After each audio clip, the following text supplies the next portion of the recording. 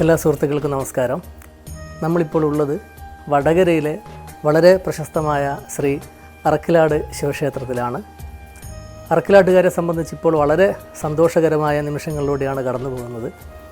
നമ്മുടെ ഈ ക്ഷേത്രത്തിൻ്റെ പുനരുദ്ധാരണ പ്രവർത്തനങ്ങൾ കഴിഞ്ഞ ഏതാനും വർഷങ്ങളായി വളരെ നല്ല രീതിയിൽ നടന്നു വരികയാണ്. ഇപ്പോൾ അത് ഒന്നുകൂടി ശക്തമാക്കാൻ വേണ്ടിയുള്ള ചില പ്രവർത്തനങ്ങളിലാണ് ക്ഷേത്ര ഭാരവാഹികൾ. അപ്പോൾ ഇനിയും വളരെ നല്ല രീതിയിലുള്ള പ്രവർത്തനങ്ങൾ കാഴ്ചവെക്കാൻ വേണ്ടി പ്രിയ ഭക്തരുടെ സഹകരണങ്ങൾ തീർച്ചയായും ആവശ്യമാണ്. ശ്രീ അറക്കിലാട് ശിവക്ഷേത്രത്തിൻ്റെ പുനരുദ്ധാരണ പ്രവർത്തനങ്ങളെക്കുറിച്ച് ക്ഷേത്രത്തിൻ്റെ പ്രധാന ഭാരവാഹികളിൽ ഒരാളായ സജീവ മാസ്റ്റർ നമ്മളോട് സംസാരിക്കുന്നതാണ്.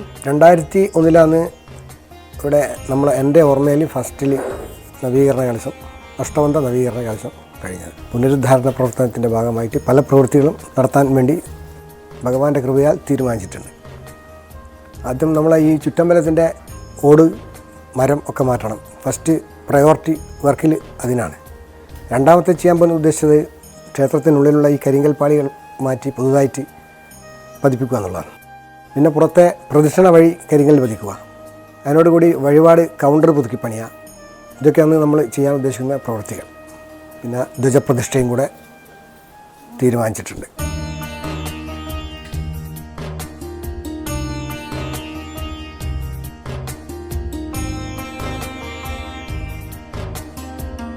അറക്കിലാട് ശിവക്ഷേത്രത്തിനെ സംബന്ധിച്ചിടത്തോളം ഈ പ്രദേശത്ത് ഒരു ധ്വജപ്രതിഷ്ഠ നടത്തി ഇവിടുത്തെ ജനങ്ങൾക്ക് ഈ ദേവൻ്റെ അനുഗ്രഹം ഉണ്ടാവും എന്നുള്ള കാര്യം ഉറപ്പാണ്. അതിപ്പോഴും ഉണ്ട്. പക്ഷെ അതിനൊന്ന് വർദ്ധിപ്പിക്കുന്ന ചടങ്ങാണ് ഈ നവീകരണ കലശം ധ്വജപ്രതിഷ്ഠ. അതായത് 12 കൊല്ലം കഴിഞ്ഞാൽ 13ാമത്തെ കൊല്ലമാണ് സാധാരണയായിട്ട് നവീകരണ കലശം വേണ്ടത്. ഇതാ കാലാവധിയൊക്കെ തീർന്നു.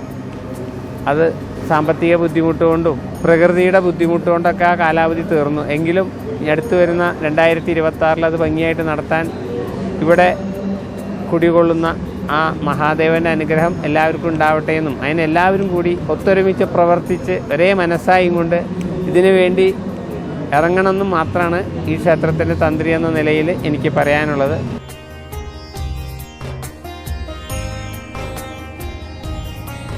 കഴിഞ്ഞ പ്രാവശ്യം തന്ത്രി ഇവിടെ വന്നപ്പോൾ അദ്ദേഹം അവിടെ ഇരുന്നപ്പോൾ പെട്ടെന്ന് അദ്ദേഹത്തിൻ്റെ ഇലയുടെ മുമ്പിൽ ഒരു വേട്ടാളൻ്റെ കൂട് പൊട്ടി വീണു.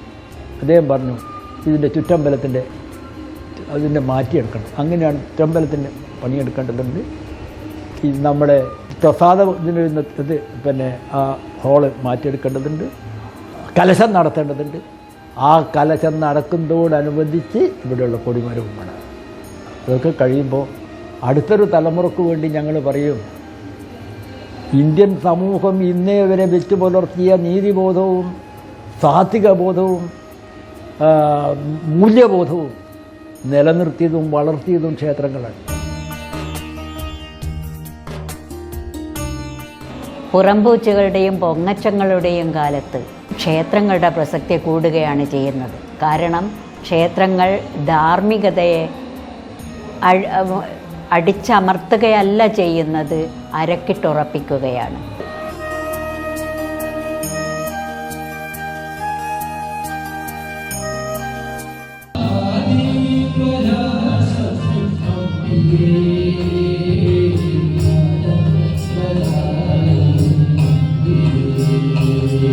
കഴിഞ്ഞ പുനരുദ്ധാരണ പ്രവർത്തനം പ്രധാനമായിട്ട് നമ്മുടെ ഈ ഗജമണ്ഡപം പുതുതായി നിർമ്മിച്ചു. അതിനിവിടെയുള്ള നമ്മളടുത്തുള്ള ഒരു ഭക്തൻ അതിൻ്റെ എല്ലാവിധ ചെലവുകളും പൂർണ്ണമായിട്ടും അദ്ദേഹമാണ് വഹിച്ചത്.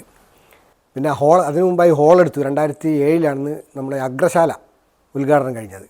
അതിനുശേഷം ഇപ്പം ഈ ക്ഷേത്രത്തിൻ്റെ പുനരുദ്ധാരണത്തിൻ്റെ ഭാഗമായിട്ട് തന്നെ ഈ ശ്രീകോവിലും നമസ്കാര മണ്ഡപവും ചെമ്പ് പതിച്ചു. ഈ കൊത്തുപണികൾ ഒക്കെ ചെയ്തു.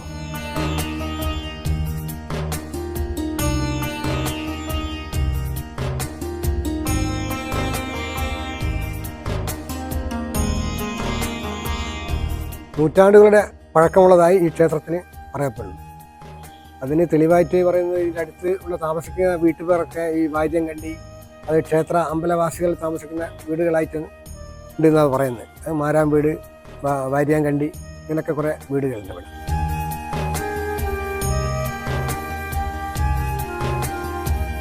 ഏതൊരു ദേവാലയത്തിൻ്റെയും പ്രധാന ലക്ഷ്യങ്ങളിലൊന്നാണ് ഭക്തരുടെ മനസ്സ് ശുദ്ധിയാക്കുക എന്നത്.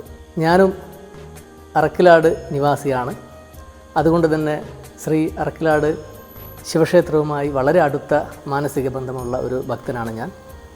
എൻ്റെ ഓർമ്മച്ച കാലം മുതൽ ശിവക്ഷേത്രത്തിൽ ഞാൻ കാണുന്ന ഒരു കമ്മിറ്റി അംഗമാണ് സജീവൻ സർ. അതുകൊണ്ട് തന്നെ നമ്മുടെ ക്ഷേത്രത്തിനെക്കുറിച്ചുള്ള ആധികാരികമായിട്ടുള്ള ചില കാര്യങ്ങളൊക്കെ സംസാരിക്കാൻ അർഹനായിട്ടുള്ള ഒരു അംഗം തന്നെയാണ് അദ്ദേഹം. നമുക്ക് മറ്റു കാര്യങ്ങളൊക്കെ സജീവ സാറിനോട് ചോദിച്ച് മനസ്സിലാക്കാം. ഈ ക്ഷേത്രത്തിലെ ഈ ഉത്സവം, പ്രധാന ഉത്സവം ശിവരാത്രിയാണ്, മഹാശിവരാത്രി. പിന്നീട് ഏപ്രിൽ മാസത്തിലാണ് ഇവിടുത്തെ പ്രതിഷ്ഠാ ദിനം വരുന്നത്.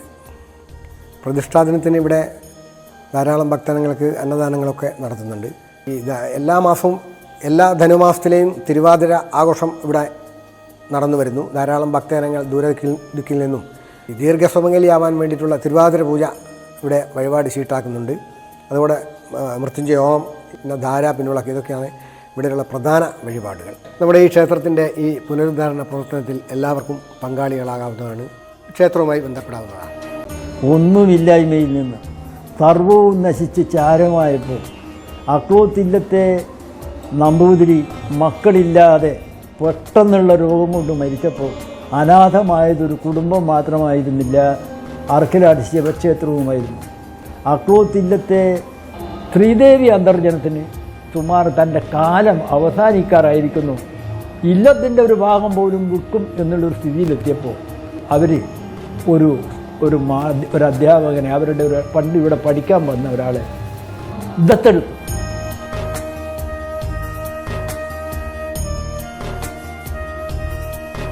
എല്ലാ സുഹൃത്തുക്കൾക്കും നമസ്കാരം. നമ്മുടെ ശ്രീ അറക്കിലാട് ശിവക്ഷേത്രത്തിലെ ക്ഷേത്രം പ്രസിഡന്റ് സംസാരിച്ച അക്ലോത്ത് ഇല്ലത്തിലാണ് ഞാനിപ്പോൾ ഉള്ളത്. വർഷങ്ങൾക്ക് മുൻപ് ശ്രീദേവി അന്തർജനമാണ് നമ്മുടെ ശ്രീ അറക്കിലാട് ശിവക്ഷേത്രം 7 അംഗ അല്ലെങ്കിൽ 8 അംഗ സമിതിക്ക് ക്ഷേത്രം നടത്താൻ വേണ്ടി വിട്ടുകൊടുത്തത്.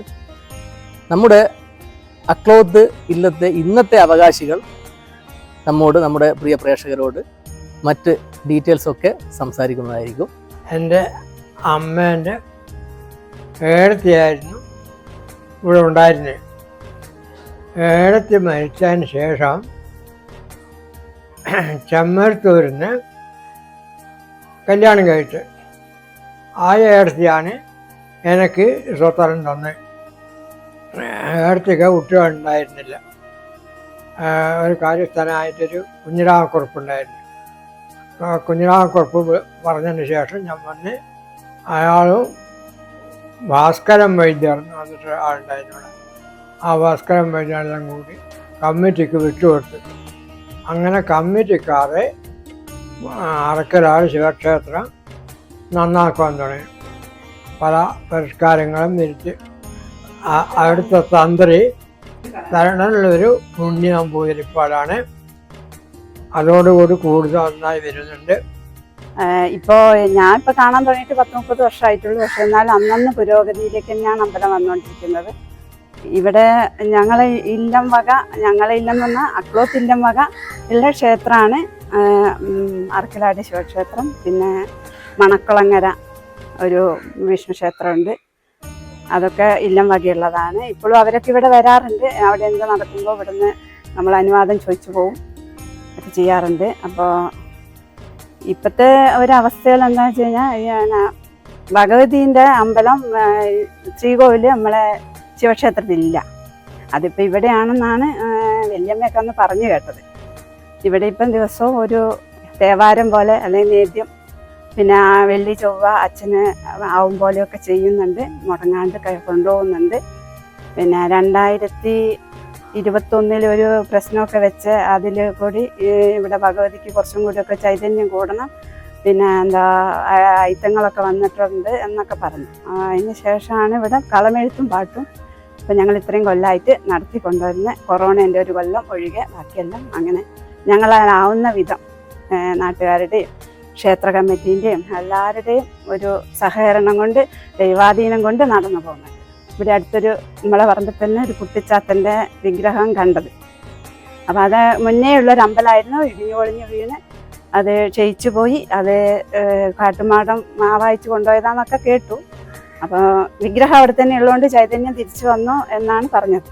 അങ്ങനെ അതിനും ഒരു പ്രശ്നമൊക്കെ വെച്ച് ഞങ്ങൾ അതൊരു അമ്പലമാക്കിയെടുത്ത് ഇപ്പം കൊല്ലത്തിലൊരു ദിവസം അവിടെയും പൂജയൊക്കെ കഴിക്കുന്നുണ്ട്, നിത്യം വിളക്ക് വയ്ക്കുന്നുണ്ട്. ഇനിയിപ്പോൾ നമ്മളെ അറക്കിലാട് ശിവക്ഷേത്രം വീണ്ടും പുരോഗതിയിലേക്ക് വരികയാണ്. എല്ലാ ഭക്തജനങ്ങളുടെയും സഹകരണം ഉണ്ടാവുമെന്ന് പ്രതീക്ഷിക്കുന്നു. ഇവിടെ അക്ലോത്തില്ലെന്ന് പറഞ്ഞാൽ പണ്ട് കാലത്ത് ഒരു 4-8 വീടായിരുന്നു. ഒന്ന് കുട്ടിച്ചാത്തൻ്റെയും ഭഗവതിയുടെയും പിന്നെ ഉപദൈവങ്ങളായിട്ട് വിഷ്ണു, പിന്നെ പരദേവത, അയ്യപ്പൻ, അങ്ങനെ ഭഗവതി, അങ്ങനെ എല്ലാ ഉപദൈവങ്ങളായിട്ട് പണ്ട് കാലത്ത് 4-8 ഇല്ലമായിരുന്നു. കാലത്തിനനുസരിച്ച് മാറ്റം സംഭവിച്ചതോടുകൂടി ഇപ്പോൾ 4-8ൻ്റെ ജീർണാവസ്ഥ മാറ്റുവാൻ വേണ്ടിയാണ് ഇപ്പോൾ ചെറിയൊരു വീട് മാറ്റി പണിയുകയും ദേവിയുടെ ശ്രീകോൽ പ്രത്യേകം പണിയുകയും ചെയ്തു. ഇപ്പോൾ ഞാൻ നിൽക്കുന്ന ദേവീക്ഷേത്രത്തിൻ്റെ മുന്നിലാണ്.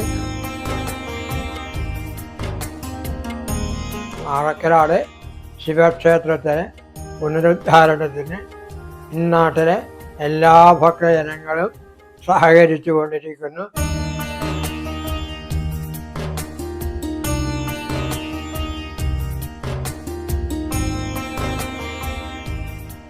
നമ്മുടെ ഈ ക്ഷേത്രത്തിൻ്റെ ഈ പുനരുദ്ധാരണ പ്രവർത്തനത്തിൽ എല്ലാവർക്കും പങ്കാളികളാകാവുന്നതാണ്, ക്ഷേത്രവുമായി ബന്ധപ്പെടാവുന്നതാണ്.